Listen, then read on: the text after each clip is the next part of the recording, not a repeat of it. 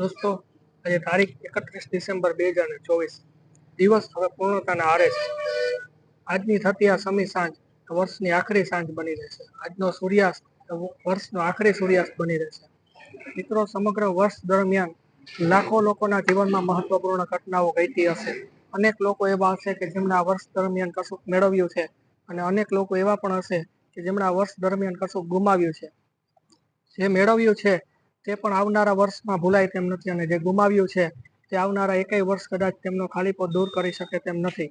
પરંતુ આ બધાય સંસ્મરણોને આપણે હૃદયસ્થ કંડારી અને જીવનમાં આગળ વધવાનું છે.